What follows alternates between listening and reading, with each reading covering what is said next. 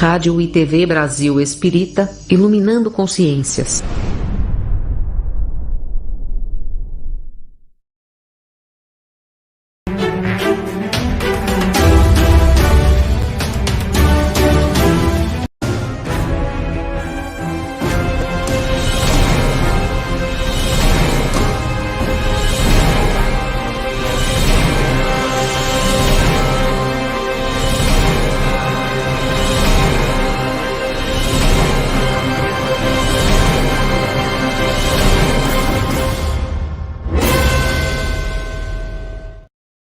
Alô, você, boa noite. A partir de agora, através das ondas do rádio, Arquivo Confidencial. Mais um programa palpitante, com um expositor também palpitante. Através da Rádio Brasil Espírita e em todas as suas plataformas de streaming de áudio e vídeo. Você pode, a partir de agora, compartilhar através das plataformas das redes sociais e participar com a gente, interagir através de suas perguntas, que podem ser enviadas através das plataformas de vídeo, como também lá pelo WhatsApp da Rádio Brasil, em nosso aplicativo. Se você ainda não tem o nosso aplicativo, é muito simples. Acesse o sistema Android e iOS e baixe o aplicativo. Nas plataformas, quase 200 mil aplicativos baixados.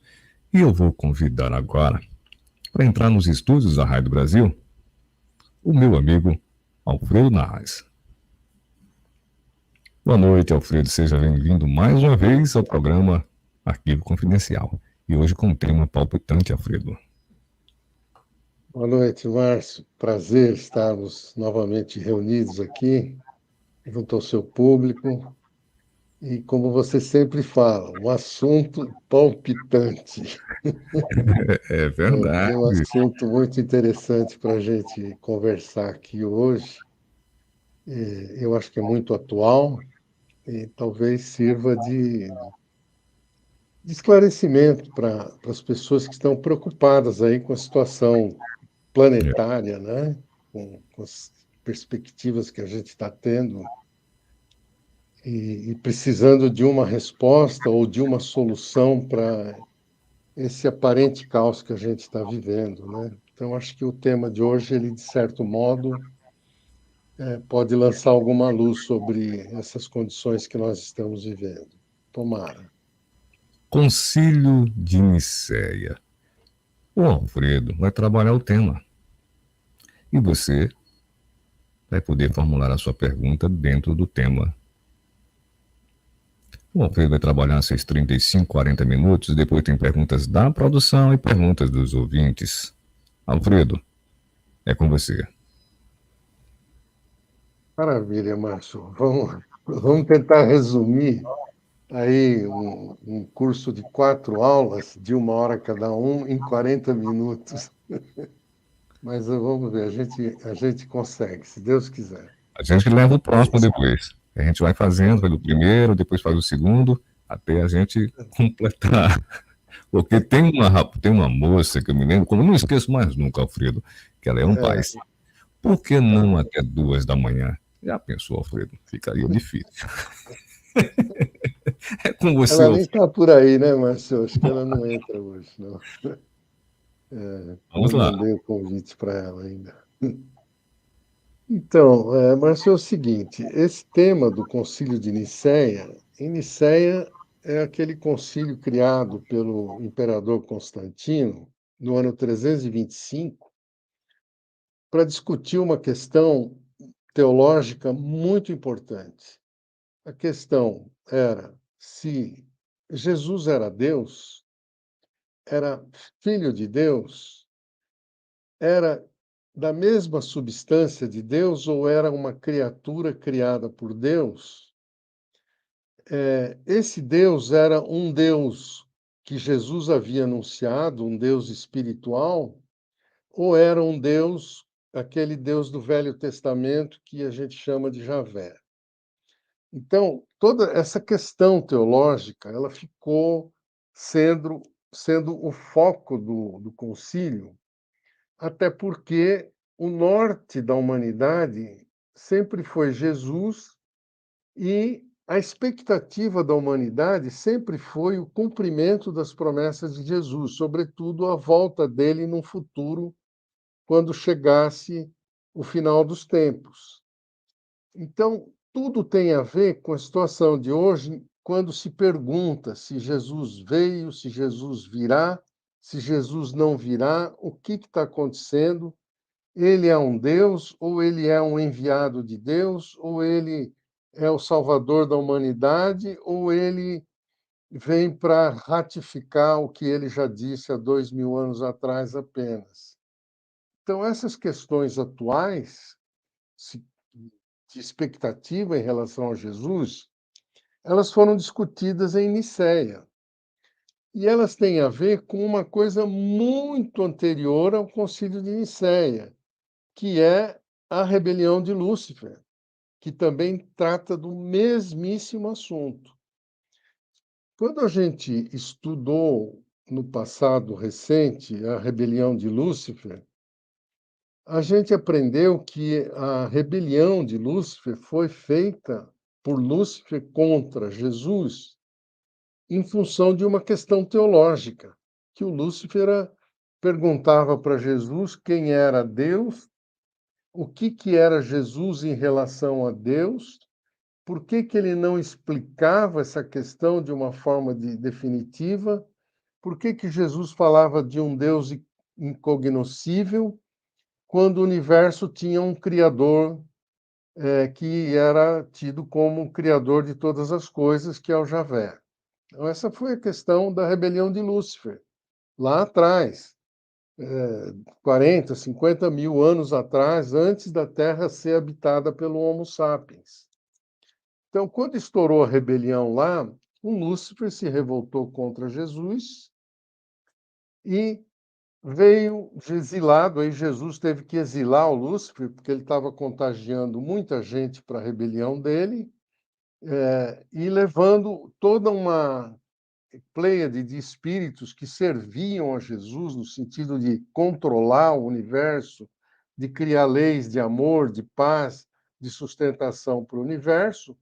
E o Lúcifer levou essa rebelião para vários mundos e depois essa rebelião foi tendo que ser aplanada, reconsiderada. Muita gente voltou para a condução de Jesus, mas o remanescente da rebelião, a liderança, o comando da rebelião, através de Lúcifer, acabou vindo parar na Terra. E na Terra, Lúcifer fez uma aliança, a chamada aliança do Velho Testamento, que é a aliança de Javé com a humanidade, que se deu através de Abrão e toda a sequência de seres do Velho Testamento, como é narrado na Bíblia. E, espiritualmente, quem ficou comandando a rebelião aqui na Terra foi o Lúcifer, a partir do plano espiritual, comandando a geração de judeus que se seguiu a aliança feita por Javé. Então, tinha Javé como autoridade maior, Lúcifer, o príncipe deste mundo, sob a égide de Javé, e a humanidade como um rebanho sendo conduzido em função desse Deus que tomou o lugar de um Deus verdadeiro. Ele, na realidade, ele não é um Deus verdadeiro, é um Deus falso que tomou o lugar do Deus verdadeiro. Porque o Javé é Deus de um povo. Ele criou esse universo? Criou, mas ele criou o caos. Quem pôs ordem no caos foi Jesus. Quando Jesus pôs ordem no caos e o universo começou a tomar forma e a vida começou a fazer parte do universo, Javé então aparece e fala: Ó, fui eu que fiz. Mas ele tomou o lugar de quem fez. E isso não é visível na história. A história sempre seguiu o que Javé falou, porque ele agiu como um Deus único. E foi tirando Jesus da jogada, até que Jesus teve que vir pessoalmente reafirmar sua autoridade sobre a construção do universo. Então, por essa teoria, o que ficou no consciente coletivo da humanidade é que Jesus era sim Deus, mas que havia um Deus maior que é o Javé, quando na realidade Jesus era um enviado de Deus, mas não um enviado de Javé, enviado de um Deus verdadeiro, que é um Pai celestial, um Deus espiritual. Então ele foi um avatar desse Deus espiritual, desse Pai celeste que criou todas as coisas antes desse universo existir e que depois deu origem a esse universo. Eu estou sintetizando o máximo que eu posso para a gente cumprir o tempo que a gente tem. Mas o significado de tudo qual é?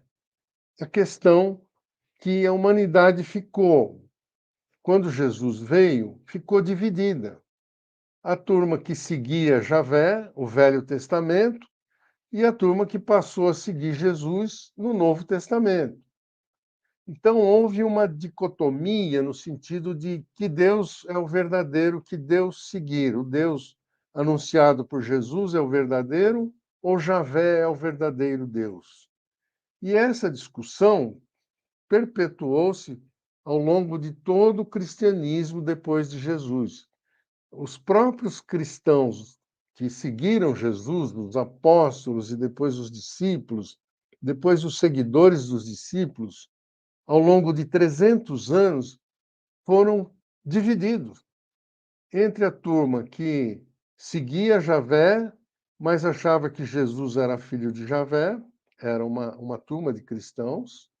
Havia outra turma de cristãos que achava que Jesus era filho de Deus, mas era um outro Deus e não Javé, portanto, repudiavam Javé. Havia outros que diziam que não, Jesus era um homem comum, normal, e que apenas foi inspirado por Deus para trazer uma mensagem para a humanidade, e ele não passava de um ser humano normal como qualquer um de nós, como se ele fosse apenas um médium de uma divindade. E havia muitos segmentos, não eram só esses três, não, havia dezenas. E todos eles escreveram centenas de livros. Durante 300 anos, surgiram mais de 2.000 textos evangélicos falando da relação de Jesus com Deus, Jesus com Javé, Jesus com a humanidade, qual o papel de Jesus. O cristianismo foi um balaio de gato durante 300 anos. Até que lá pelo ano 312, surgiu um personagem na história. Jesus mandou muitos missionários para relembrar a agenda dele de amor, né? São missionários cristãos dentro da egrégora do Javé. Então, é uma singularidade cristã dentro da singularidade do Javé, que é uma singularidade de uma outra realidade, que é a realidade espiritual. Então, nós estamos.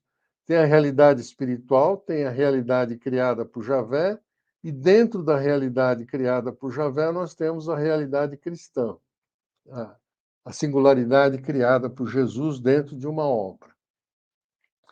Então, nesse processo, Jesus foi enviando missionários, os apóstolos, Maria Madalena criou o gnosticismo, Paulo de Tarso levou o evangelho para toda a Ásia Menor, a Grécia, e tantos outros missionários que houveram, que os livros, principalmente as obras do Chico Xavier, falam muito desses missionários cristãos que trabalharam aí durante séculos para manter viva a mensagem de Jesus. Mas no século XIII a briga era muito grande. Então surge um personagem. Havia em Roma um imperador romano chamado Constâncio. Esse Constâncio, ele tinha a família real dele dentro de Roma, no Capitólio, mas ele era um imperador que ia para a frente de batalha, comandava os exércitos, sempre levando a vontade dele de manter o Império unido, de manter o Império unificado, tanto no Oriente quanto no Ocidente. E esse Constâncio, ele, apesar de ter a família dele imperial, ele tinha um filho bastardo, um filho que ele gerou com uma mulher na Crimeia, uma camponesa chamada Helena, e essa Helena era cristã. E com ela ele teve um filho que deu o nome de Constantino. Então, Constantino foi criado como cristão pela sua mãe. Quando ele chegou na idade um pouco depois da adolescência, o Constantino era apaixonado por essa mulher e adorava esse filho. Então ele pega esse filho e manda para Constantinopla para ele ser educado na corte e educado militarmente. E Constantino passa a ser um militar importante dentro do comando do Constâncio imperador. E toda vez que o Constâncio ia para uma batalha ou ia manter uma fronteira do império, ele levava o Constantino junto. E numa dessas batalhas, na Inglaterra, na Bretanha, na época, ele venceu a batalha, mas o Constâncio foi ferido de morte. E nesse processo que ele foi ferido, ele viu que ia perder a vida, ele chama o exército dele e pede para que o exército nomeasse Constantino o imperador no lugar dele, já que ele gostava muito desse filho, era o seu filho predileto e era o mais preparado para assumir o comando dos exércitos e ser o imperador romano depois dele. E o exército adota ele. Só que o exército tinha que voltar para Roma. Quando o exército está voltando para Roma, Roma já havia elegido um outro imperador, que era o Magêncio. E aí o Magêncio pega o exército que tinha em Roma, os personagens que tinham em Roma, para enfrentar o Constantino, que vinha voltando da batalha. E aí o Constantino percebeu que ele estava em minoria, ele podia ser derrotado. Mas ele se prepara, e nessa preparação dele para a batalha, aparece para ele algo que os evangelhos, a história não explica o que é, mas a história conta que apareceu para ele uma cruz, e essa cruz falando com ele: olha, essa cruz é o símbolo do cristianismo. Se você lutar pelo cristianismo, você vai vencer a batalha e vai se tornar imperador oficialmente em Roma. Então, lute pela cruz de Jesus. Então, com essa mensagem, o Constantino reformula o exército, troca a bandeira do exército romano, a bandeira passa a ser uma cruz, e com essa bandeira nova, com a cruz pintada no meio, ele vai enfrentar o Magêncio em cima de uma ponte, a Ponte Milvio, e ali ele derrota o Magêncio, e aí Constantino entra em Roma como imperador e o Senado aceita, o povo aceita, e ele se torna oficialmente imperador romano. E aqui a gente percebe um detalhe: ele era cristão. E, como primeiro ato de Constantino, ele foi o Edito de Milão, proibindo toda a perseguição que havia contra os cristãos. Então, ele torna o cristianismo uma religião não ainda oficial, mas a religião livre, que podia ser pregada e com adepto de qualquer lugar, de qualquer região, sem perseguição nenhuma, sem nenhuma punição. Isso foi em 312. Mas aí, depois que o cristianismo se tornou oficial, o Constantino começou a perceber a briga entre as seitas cristãs, as vertentes cristãs diferentes, por causa do problema teológico. E o Constantino começa a se preocupar com essa questão, porque ele não podia governar um povo desunido, que guerreava, brigava entre si por uma questão teológica. E então, o que ele resolve fazer? Ele resolve convocar um concílio ecumênico, convidar todos os cristãos, todos os padres cristãos, bispos cristãos que já haviam na época, de todas as igrejas do mundo romano, para um concílio na cidade de Nicéia. E nesse concílio foi foi discutida várias questões, mas a questão principal era a questão teológica. Ou seja, havia um pregador em Alexandria, no Egito, que dizia que Jesus era um homem normal, cujo espírito incorporado nele era uma divindade, filha do Criador espiritual.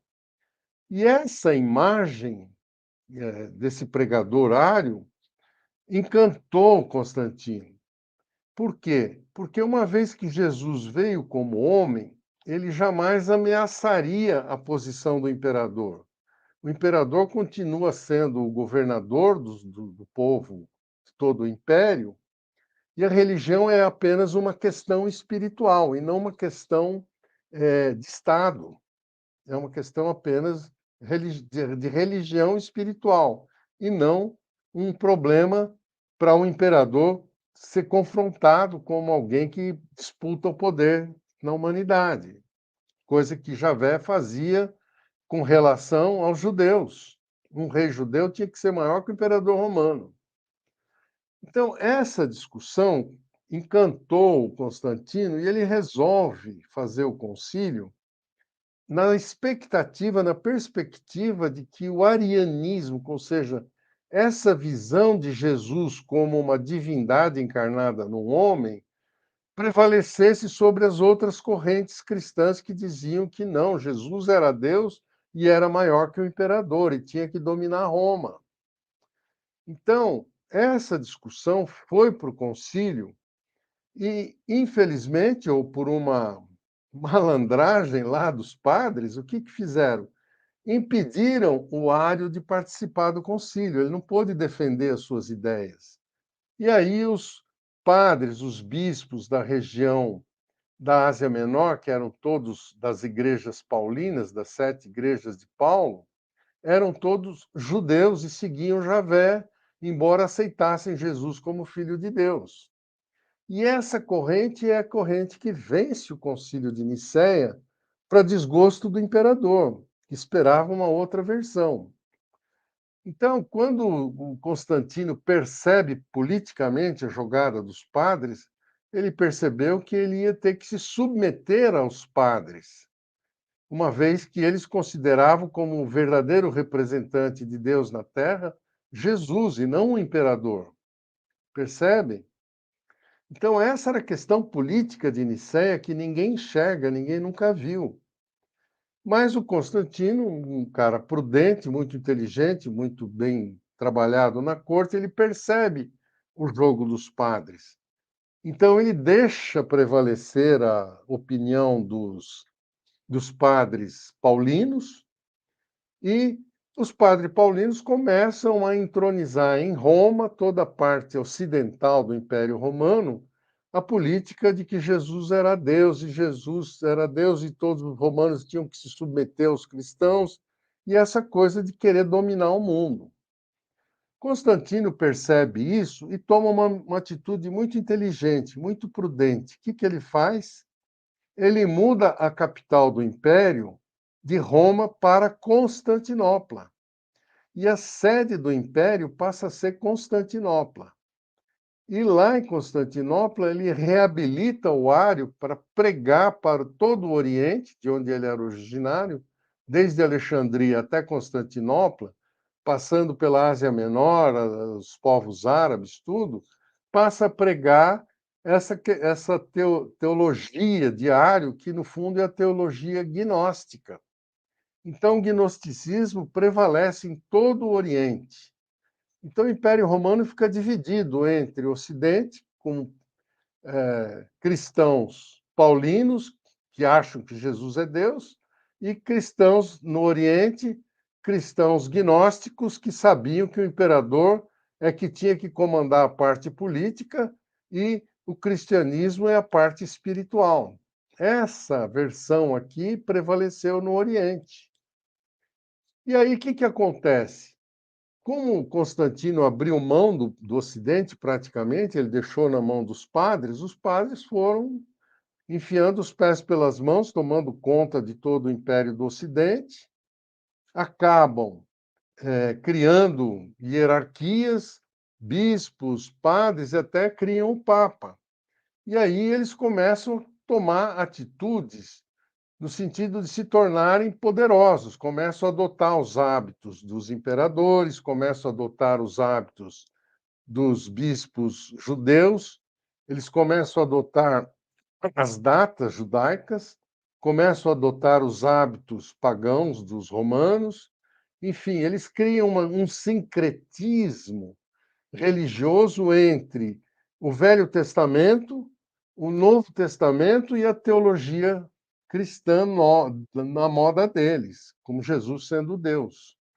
Essa teologia, então, passa a vigorar por todo o Império Romano do Ocidente, até que no ano 384, parece, depois de 380, aí surge um imperador lá no Oriente que queria reconciliar o Ocidente com o Oriente na parte teológica. Então, ele promove um outro concílio ecumênico para juntar os gnósticos junto com os cristãos ocidentais. E essa reunião se deu perto de Roma, e os cristãos paulinos convocam os gnósticos, colocam eles dentro de uma igreja, aí trancam as portas e põem fogo na igreja e matam todos os bispos gnósticos que vieram do Oriente. E aí o cristianismo passa a ser uma teologia de Deus, Jesus sendo Deus, em todo o Ocidente. E aí é que eles elegem um Papa, e o Papa começa a rivalizar com o Oriente, onde a família de Constantino já tinha criado uma dinastia gnóstica com os 3 filhos dele, até que vem esse outro imperador que tenta conciliar. Mas antes disso, prevalece o gnosticismo no Oriente. Aí o que acontece? No Ocidente, um governo meramente religioso, sem uma estrutura militar própria, sem uma condução do ponto de vista político, o que aconteceu? Entrou em decadência. Farra para todo lado, os padres na gandaia, aquela loucura toda. E no ano 476, o Império Romano do Ocidente fracassou, foi dominado pelos bárbaros e acabou o Império Romano do Ocidente. No Oriente, o gnosticismo ficou. A família de Constantino teve um filho Constante, teve outro filho Constantino II, teve um outro filho também Constante II. Essa dinastia constantina durou até o ano 380, quando entrou o imperador Teodósio, que tentou conciliar as duas teologias e não deu certo, eles perderam. Mas, de qualquer forma, o gnosticismo prevaleceu no Oriente. E essa religião cristã do Oriente criou o Império Romano do Oriente uma estrutura muito boa do ponto de vista de trabalho, de política, de economia, de resultados, fantástico. O Oriente durou 1000 anos, o Império Romano do Oriente. E as cidades do Oriente se tornaram as cidades mais lindas, mais bem cuidadas e mais adiantadas do mundo naquela época, até o ano 1000 e pouco. Elas eram as cidades mais brilhantes do mundo, porque eram governadas por homens inteligentes, homens preparados politicamente, economicamente e filosoficamente, e a religião por baixo dava sustentação para isso, porque era um cristianismo que fazia do espírito algo que servisse ao homem e não algo que dominasse o homem, como fizeram no Ocidente. Então, a religião, sustentando a política de Estado, deu sustentação para que o Império Romano do Oriente durasse 1000 anos, até que aí o Javé cria outra religião, que é o islamismo. O islamismo toma Constantinopla em 1453 e acaba o Império Romano do Oriente. Mas as cruzadas conseguiram levar para o Ocidente, trazer para o Ocidente, o conhecimento, a filosofia, as estruturas de governo que existiam no Oriente para o Ocidente. E o Ocidente, então, começa a ter um renascimento cultural, um renascimento econômico, um renascimento político, que acabou no Iluminismo, e depois do Iluminismo, o Ocidente voltou a crescer com uma nova abordagem política, a religião o catolicismo já foi perdendo força, até que a parte espiritual começou a ser perseguida novamente, onde surge o espiritismo com Kardec, depois, atualmente, teve Chico Xavier, agora nós temos outros níveis de revelação cósmica. Mas essa abertura espiritual no Ocidente, ela veio do Oriente.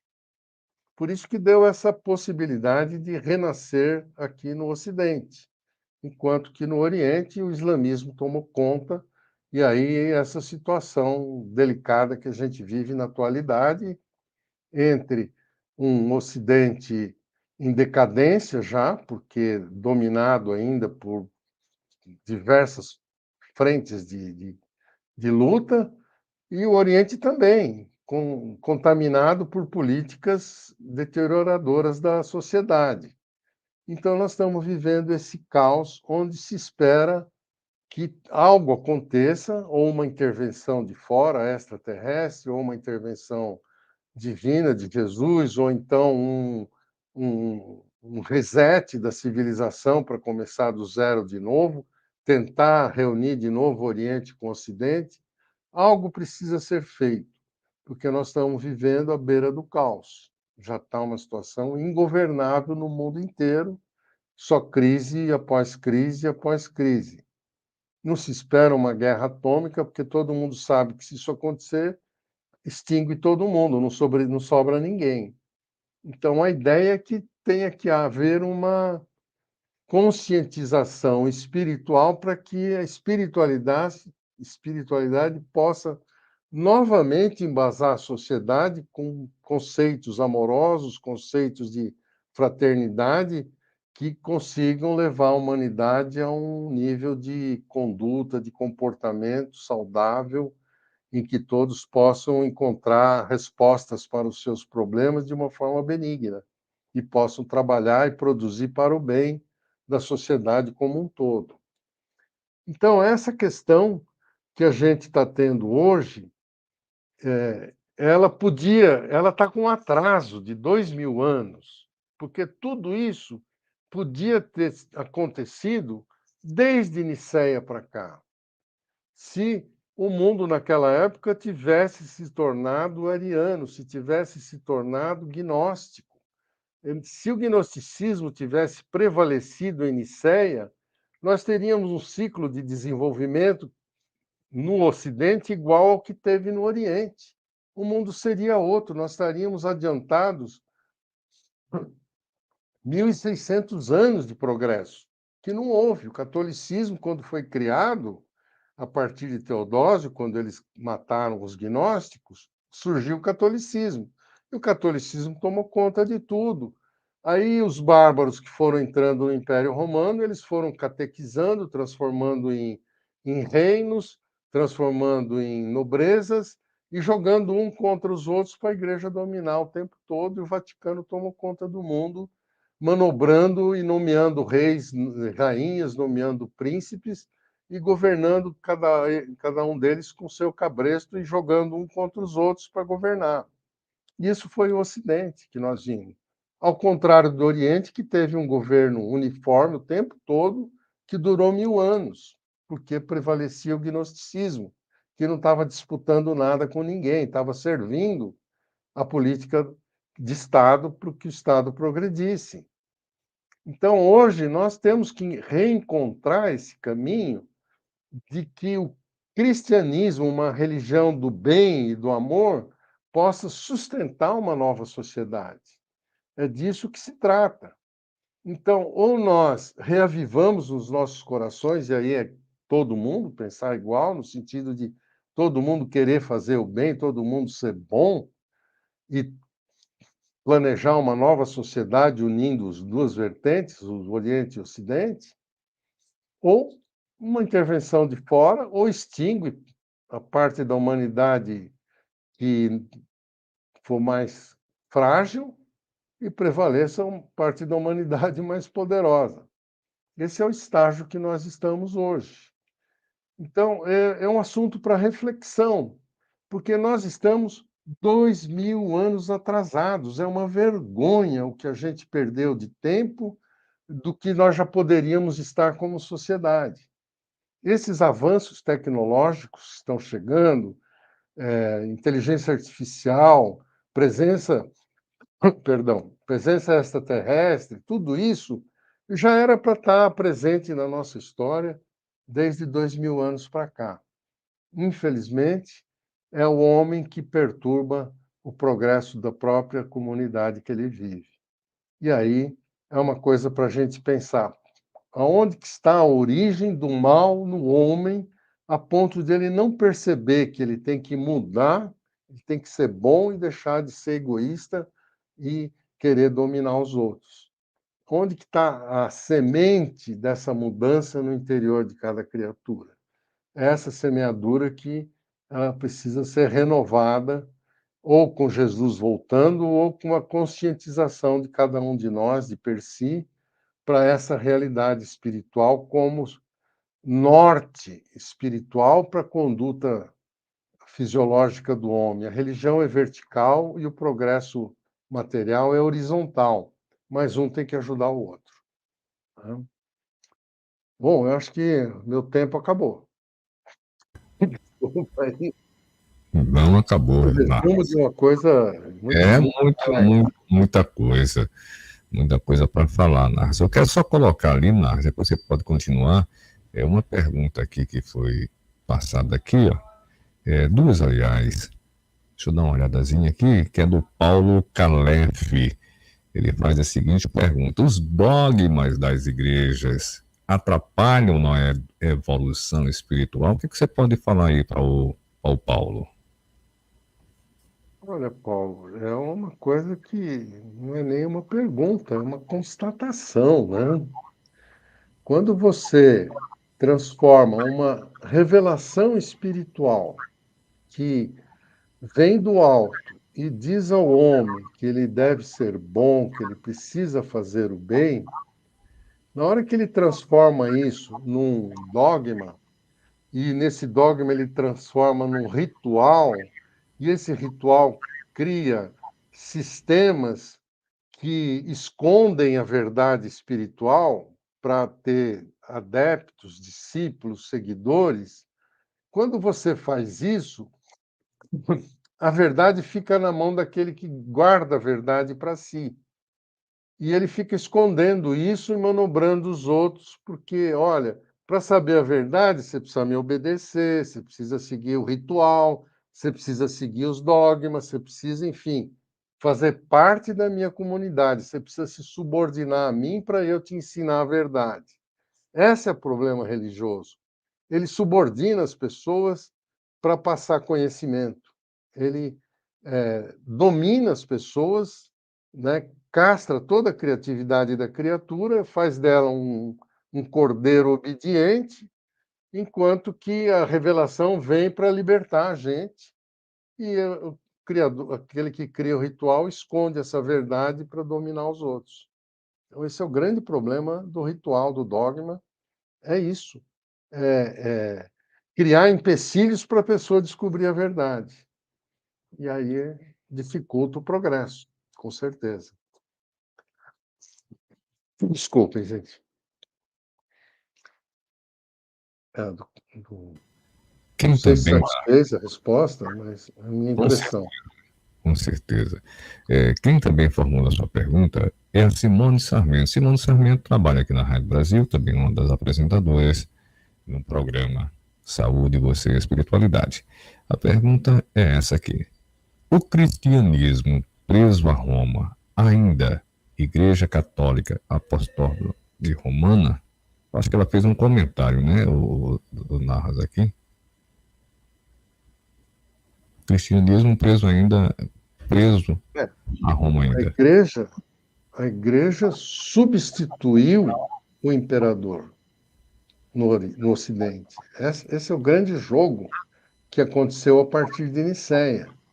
os padres tomaram conta do poder, não da parte espiritual, da parte política. E aí começaram a criar reinos e hierarquias e, enfim, aristocracias de todo tipo e manobrar essa turma. Ou seja, não se vai a Deus mais por conta própria. Para ir para Deus tem que ser através da igreja. Fora da igreja não tem salvação. E essa política durou desde a criação do catolicismo em 384 até recentemente, até hoje. Hoje que a igreja está perdendo força.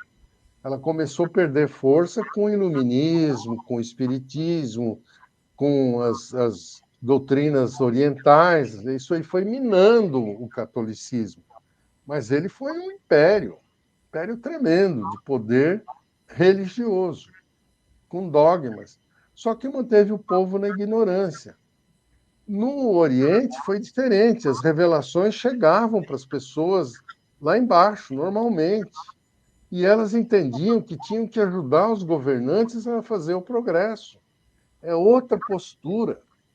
Por isso que o Oriente cresceu, se tornou um império romano maravilhoso durante 1000 anos, com cidades, com Constantinopla tinha, dizem que tinha cerca de 1 milhão de habitantes e palácios e construções, edificações maravilhosas.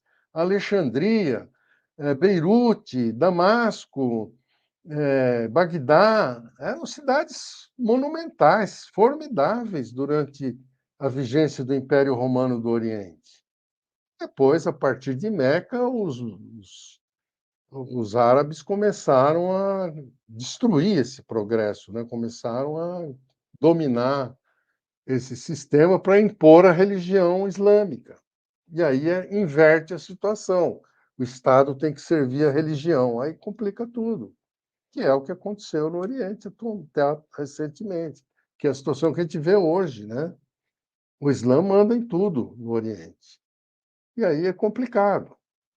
Agora, no Ocidente, o catolicismo está perdendo força e a ciência está tomando conta, e a ciência ela pode se aliar às revelações espirituais e aí sim gerar novo ciclo de progresso, que é, em tese, o que nós estamos enxergando hoje.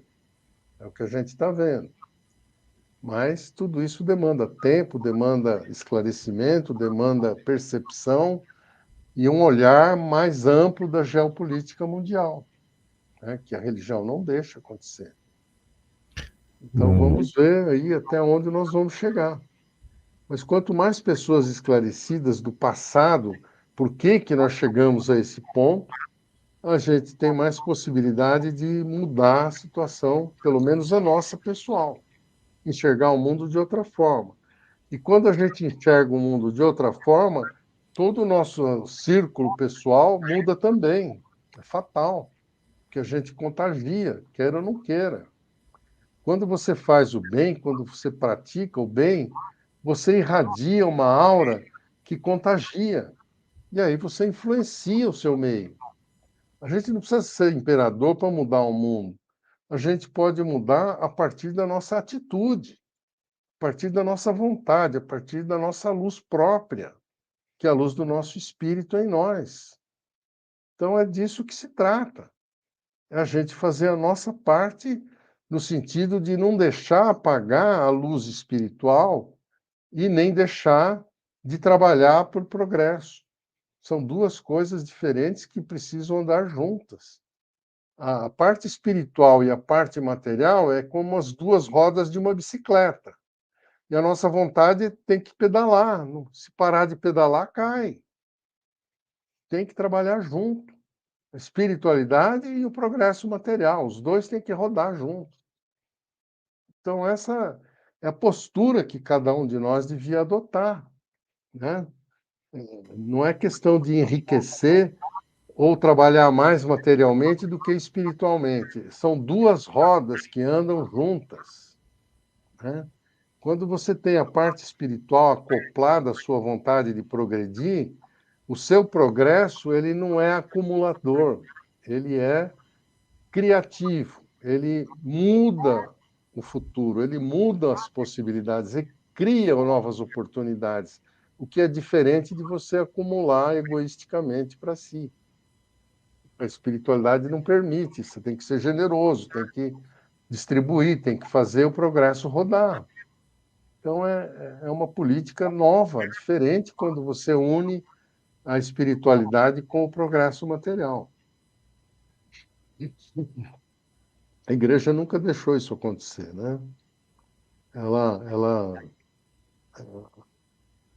né, ocultou o progresso espiritual, subordinou o progresso espiritual à vontade da igreja, e aí ninguém tem motivação para trabalhar. Se o mundo partir para um mundo sem religião, como está acontecendo, todo mundo está queimando o nome de Jesus, está tentando abortar o cristianismo, está mostrando Jesus como uma figura que faliu, que caiu, que foi covarde, que mentiu, que não fez o que tinha que fazer.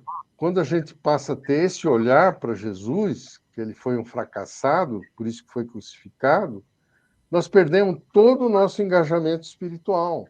E é isso que interessa para uma política de Estado que só vê progresso material e não vê espiritual. Só que quando você não tem a parte espiritual sustentando o progresso material, ele não avança, ele decai, ele vira uma coisa rasteira, mesquinha, e ninguém quer trabalhar. Todo mundo quer viver às custas do progresso dos outros. Aí, decadência fatal e é o fim do progresso. A gente para de progredir, vai estacionar, vai estagnar. E é isso que os extraterrestres estão apontando para a gente. Se você tiver contato com extraterrestre, eles vão falar para você: olha, o caminho que vocês estão seguindo vai entrar numa agonia lenta que o mundo não vai ter futuro. Vocês vão entrar em decadência permanente até que todo mundo morra de fome, de miséria, de inanição. Isso, os extraterrestres estão dando essa mensagem. Está na mídia, está em todo lugar, vem de várias fontes. O outro cenário, que seria de guerra, ele está tendo, está tendo. Mas são guerrinhas particulares ali, de coisa mais para deixar a humanidade amedrontada e com medo ninguém sabe o que fazer. Fica à mercê de quem está comandando a mídia. Então é outro cenário. E a outra perspectiva é uma intervenção de fora. E a gente não sabe ainda como que vai ser, como que vai acontecer. Nós estamos meio que perdidos no espaço, sem saber o que vem pela frente. Mas algo tem que acontecer para mudar isso. Ou nós vamos agonizar e morrer lentamente, que é o que está caminhando. E as perguntas não param de chegar. Que Vamos à ótimo. pergunta do Lourenço Lerias, que também trabalha na Rádio Brasil e tem um programa. Vamos lá, colocar aqui. Professor, então a visão mais coerente de Jesus e a mais verdadeira é a visão gnóstica, não é isso? Nada de Isso. Pai, Filho e Espírito Santo. Essa é a ideia. Essa é a ideia, né? Veja bem, quando o Império Romano do Ocidente se tornou católico, o catolicismo dominou o Ocidente, o que eles fizeram? Tudo que era agnóstico, eles tornaram apócrifos. Pegaram todos os evangelhos que falavam da parte espiritual, de um Pai Celeste, de algo transcendental, pegaram todos esses livros e começaram a queimar, perseguir e abominar. Era anatematizado, era apócrifo, não podia ser aceito dentro de uma igreja. E aí ficou dentro da igreja o quê? Se você olhar a Bíblia que ficou no catolicismo, excelente pergunta, viu? Olha que interessante. Até Nicéia, todas as religiões tinham, digamos, o mesmo status, cada um podia seguir o que quisesse. A partir de Nicéia, o que começou a acontecer? O cristianismo se dividiu no gnosticismo no Oriente, os livros apócrifos foram queimados no Ocidente, ficaram vivos só no Oriente, e mesmo assim escondidos. E no Ocidente, o que aconteceu? Aconteceu que montaram a Bíblia. A Bíblia não existia do jeito que nós a conhecemos. Só no ano 390, praticamente, que o Papa Damaso nomeou Jerônimo para criar a Bíblia. E aí, quando você manuseia a Bíblia, estuda ela, o que você enxerga na Bíblia? 80% da Bíblia é Velho Testamento, é Javé. O cristianismo, que era 2.000 livros de conhecimento, era uma cultura absurdamente grande de espiritualidade, sumiu do mapa, ficou só os Atos dos Apóstolos e a parte paulina do Evangelho, que é 20% da Bíblia. Então, o Novo Testamento, Jesus, ficou sendo um apêndice do Velho Testamento. O Velho Testamento subordinou o Novo Testamento. Jesus foi engolido por Javé no catolicismo. E aí perdeu força.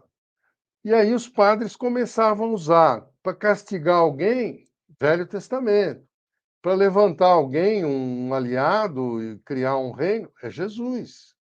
Virou um cabresto religioso.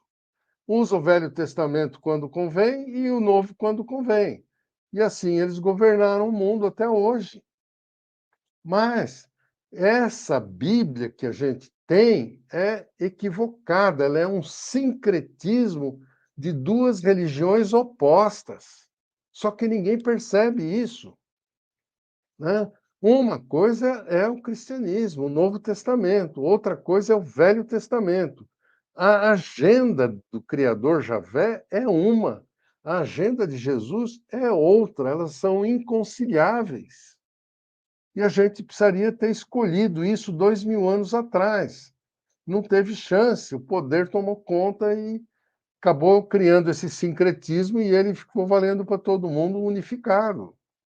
E aí a gente perdeu o discernimento, perdeu o senso crítico, perdeu o poder de saber quem é Deus, o que é verdadeiro, o que não é, para que serve e para que não serve.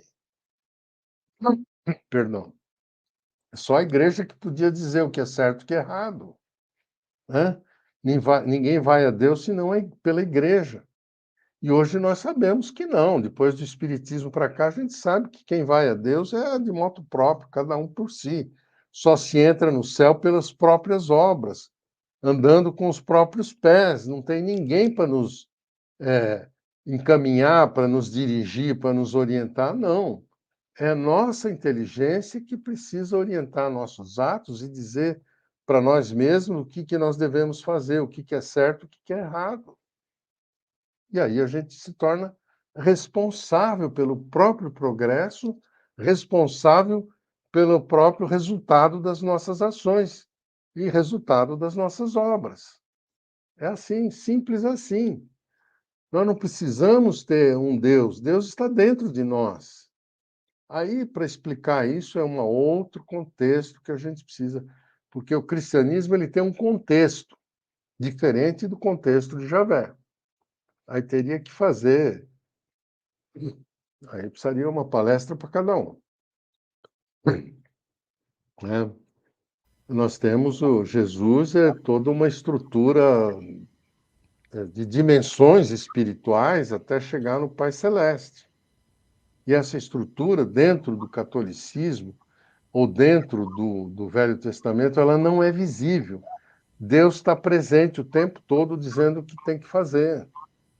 Isso é falso, né? Para chegar a Deus, nós temos dimensões e dimensões. Mas, dentro de nós, tem a presença de Deus para nos orientar como andar por essas dimensões. E é isso que é legal. Nós temos o caminho já traçado dentro de nós mesmos. Basta a gente encontrar o nosso próprio espírito dentro de nós, que é uma fagulha do Pai Celeste, é um fragmento do Pai Celeste em nós, mas com toda a potencialidade criadora do Pai Celeste, de criar tudo. Então nós somos deuses também, porque somos partículas de Deus, e não de Javé. Javé é um ser que cria coisas materiais, ele não cria espírito. Então, aí é que nós temos que pensar que caminho nós devemos seguir, né? Nos tornamos responsáveis pelo nosso próprio destino ou ficamos esperando alguém nos dizer o que nós devemos fazer? O que nós temos que fazer? Depende de alguém nos dizer ou nós sabemos o que temos que fazer? É a questão. É um tema palpitante esse, nós vamos continuar com esse tema, porque tem Curioso. muita coisa. Nós temos duas perguntas, Narras, para a gente encerrar. Eu Ah, vou passar aqui a pergunta e a gente vai continuar com o tema Concílio de Nicéia. É da Cristina Souza.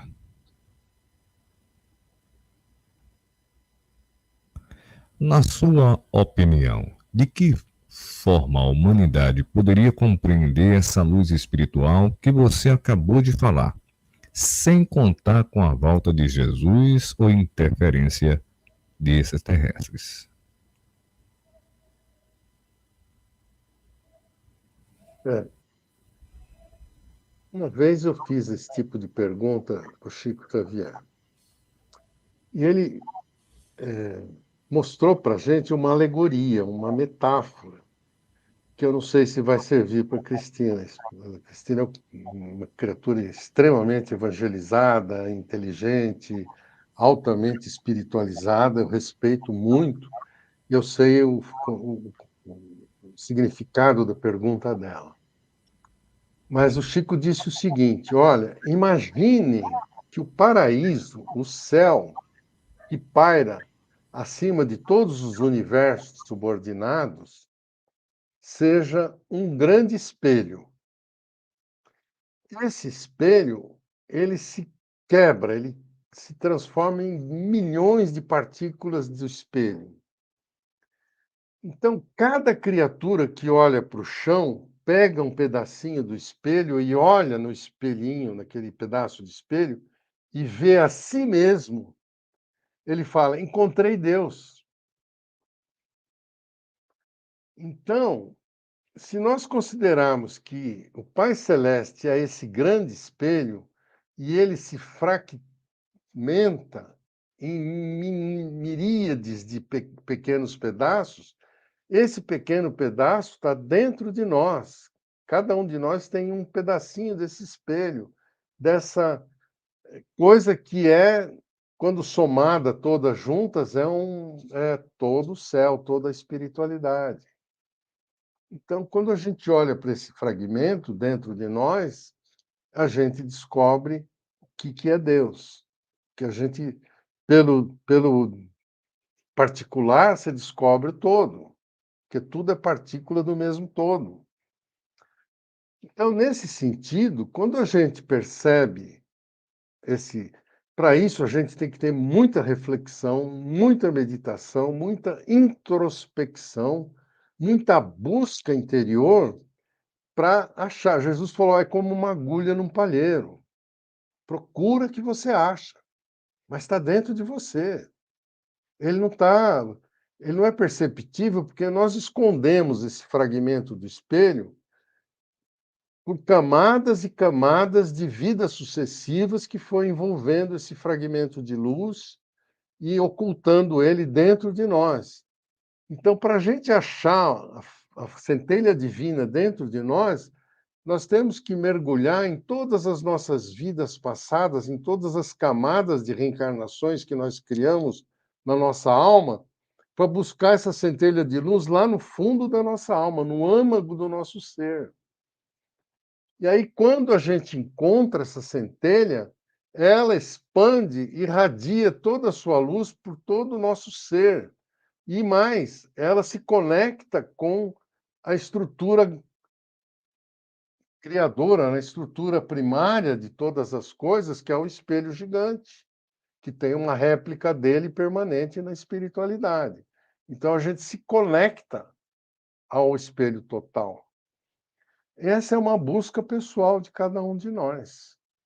Agora, a gente consegue achar o nosso Deus interior, a nossa centelha divina, quando a gente se abstrai do ego, que comanda todas as encarnações que a gente já teve, quando a gente se abstrai de julgar, de fazer o mal, quando a gente pode fazer o mal e não faz, quando a gente pode se vingar e não vinga, quando a gente perdoa os inimigos, quando a gente perdoa quem nos traiu, quando a gente passa por cima de todas as coisas que nos seduzem e a gente segue o próprio caminho, fazendo o bem, esse espelhinho, esse fragmento, ele vai subindo de dimensão dentro de nós, até que ele chega na nossa epífise, no âmago da nossa consciência, e aí então ele brilha sozinho.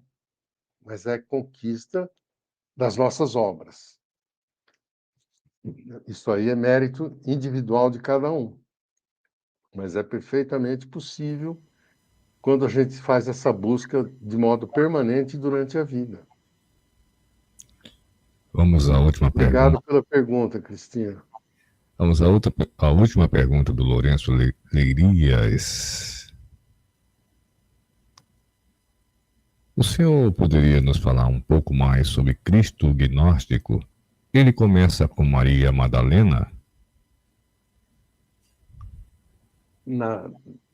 Quando se trata da criação do gnosticismo diretamente por Jesus, é Maria Madalena. Porém, não foi só ela. Vários outros apóstolos, Filipe foi um deles, Tomé foi outro deles, esses todos foram gnósticos.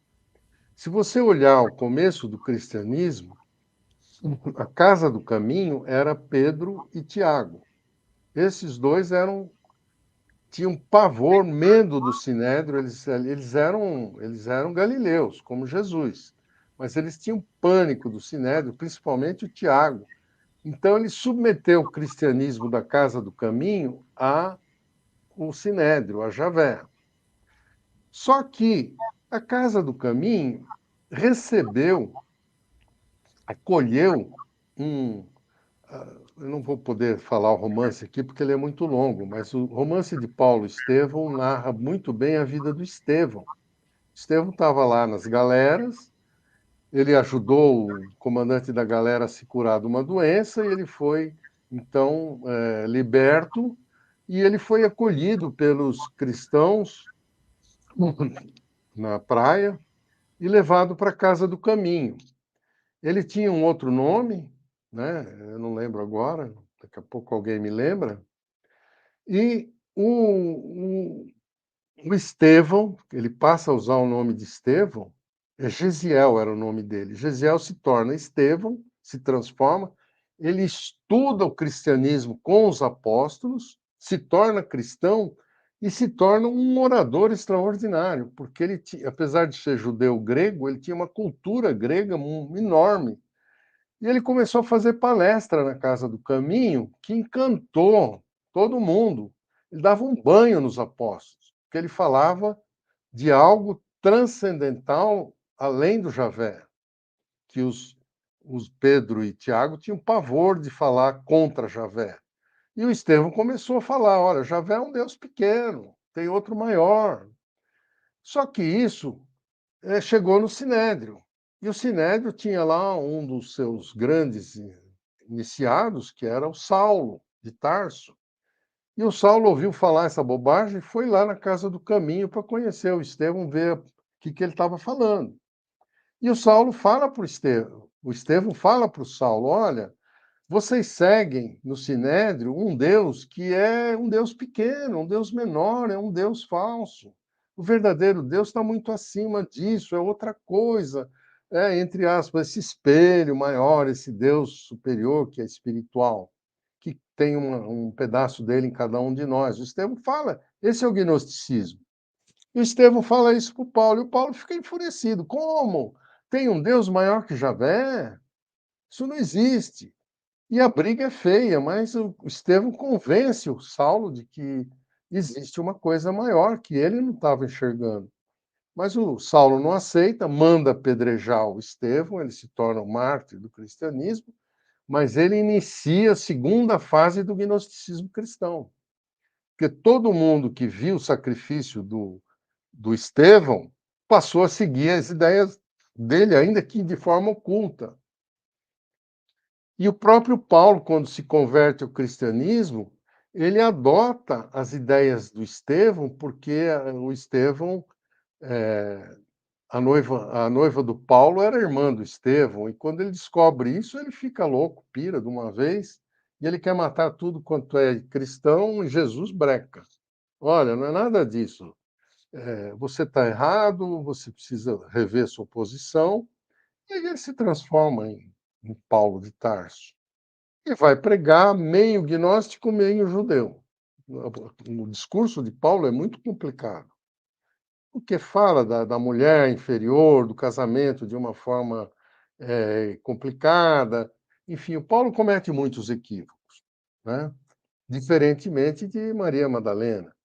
Maria Madalena foi trabalhar com os leprosos, pregou o gnosticismo para toda a população pobre, doente, infeliz, fraca, todo. E o cortejo é enorme, os seguidores de Maria Madalena são enormes. Foi até Alexandria, de onde depois saiu o Ário. O gnosticismo. Depois, Maria Madalena, quando ela ficou doente, ela foi para Éfeso, onde já estavam o João Evangelista, que foi com Maria para Éfeso, e o João Evangelista era gnóstico. Ele já tinha levado o gnosticismo para Éfeso. Maria Madalena foi completar o gnosticismo de João Evangelista, e a partir de Éfeso, o gnosticismo pega todo o Oriente da humanidade, que seria o Oriente do Império Romano, fica todo gnóstico. Graças ao quê? A Maria Madalena, lá junto com Nossa Senhora, com Maria, e João Evangelista, e depois com Maria Madalena, lá em Éfeso também. Maria Madalena morre em Éfeso. E aí, dali se torna o grande centro do gnosticismo, que depois o Constantino põe lá a capital do império lá e deixa o gnosticismo brotar em todo o império de uma forma livre, espontânea. Foi um sucesso, um sucesso. Mas tudo sob o norte e a égide de Jesus, comandando esses mensageiros, esses missionários que ele foi colocando no caminho cristão para salvar do catolicismo. O catolicismo fracassou, né? Então, aí entra esse gnosticismo, ele não é uma coisa. Ele é o verdadeiro cristianismo nesse sentido.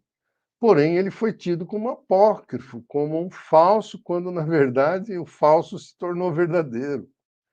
Então, a humanidade é muito complicada por causa desse equívoco cometido pelos padres católicos, quando criaram o catolicismo como um Estado cristão. Isso não existe. Jesus não veio com essa missão, ele mostrou claramente que ele não veio para ser nesse reino, dono desse reino, ele já tinha um outro reino que é espiritual.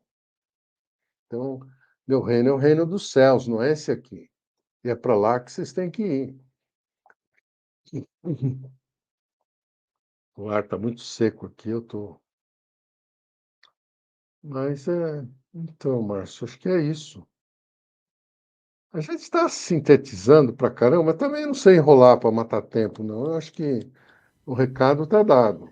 Espero que alguém tenha compreendido, pelo menos um que se salve aí, Excelente, eu já estou muito feliz. excelente, Narras. E vamos continuar com esse tema, porque esse tema é palpitante demais. E com o expositor, como Alfredo Narras, ainda é mais palpitante ainda. São 23 horas e 24 minutos no horário de Brasília. Nós estamos encerrando o programa. Senão a gente chega daqui a pouco à meia-noite. Aí daqui a pouco chega 1 hora e chega no tempo da Leão Paes, né? 2 da madrugada. Vou mandar Então, o link para ela, assim. Falou eu vou dela. pedir, eu vou pedir ao Narras para deixar aqui uma mensagem para todos nós.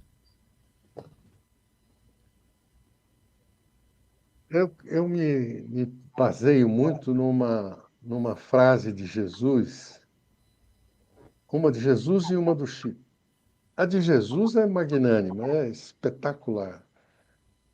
Ninguém lembra disso, mas Jesus falou uma coisa fantástica, que devia ser baliza para todos nós. Ao homem bom, nenhum mal acontece. Ninguém percebe essa frase de Jesus, mas ele falou isso. Ao homem bom, nenhum mal acontece. Depois o Chico me explicou essa lei, que é assim: quando você, mesmo sendo mal, uma pessoa com karma muito pesado, quando você faz o bem, todas as suas dívidas ficam suspensas, elas não podem cair em cima de você enquanto você está fazendo o bem. Se você para de fazer o bem, uma parte cai em cima de você. Mas enquanto você trabalha e produz boas obras, o mal fica suspenso. E isso é uma lei divina de misericórdia para todos nós que estamos no Evangelho. Ninguém se lembra disso. Quando a gente deixa de ser bom, é que o mal chega. Então, tem que, 24 horas por dia, tem que estar vigilante. O que eu posso fazer de bem hoje? O que eu posso fazer de bom agora? É por aí o nosso caminho. Aí nem o mal acontece. Eu sou testemunha disso na minha própria vida. Muitos males que podiam ter me atingido não chegaram, porque eu evitei trabalhando. Isso, para mim, é fato real. Eu vivo essa verdade, né? E a outra verdade que o Chico deixou, e eu sou também fã dela, adoro essa frase do Chico, ela é sensacional, que a gente deve levar em consideração, né? O amor está na frente daqueles que apenas sabem. Conhecimento não é tudo. O amor é maior do que o conhecimento. Essa é uma frase que também me norteia muito e é do Chico. Ame em primeiro lugar. Faça o bem em primeiro lugar. Não o bem bobo, o bem bonzinho, o bem subserviente, não. O bem como atitude mental. O que eu posso fazer para essa pessoa sem que ela me domine? Que eu possa ajudá-la sem me prender a ela. Que eu possa fazer algo pelos outros sem esperar recompensa. Essa é a atitude correta. Não é eu vou ajudar e me escravizo a pessoa que eu ajudo, aí ferrou. Você não pode se submeter a quem você ajuda. Você não pode salvar alguém que está morrendo afogado se você não sabe nadar. Você tem que jogar a boia só. Então, essa é a postura do bem quando a gente não quer se prender a ninguém. Ame sem se prender. Aqueles que amam estão na frente do que aqueles que apenas sabem. Pois é, gente. Chegamos ao final. Eu sempre digo que eu sou fã de Alfredo Narras, de boné, de chaveirinho. Na próxima vez eu vou trazer meu boné Alfredo Narras aqui. O Márcio é tão generoso que eu fico aqui Mas é verdade. babando. Isso é verdade. Vamos anunciar a próxima data do programa Arquivo Confidencial. Iremos continuar com esse tema palpitante, o concílio. Não é isso, Narras? Vamos lá? Tem muita coisa para a gente conversar.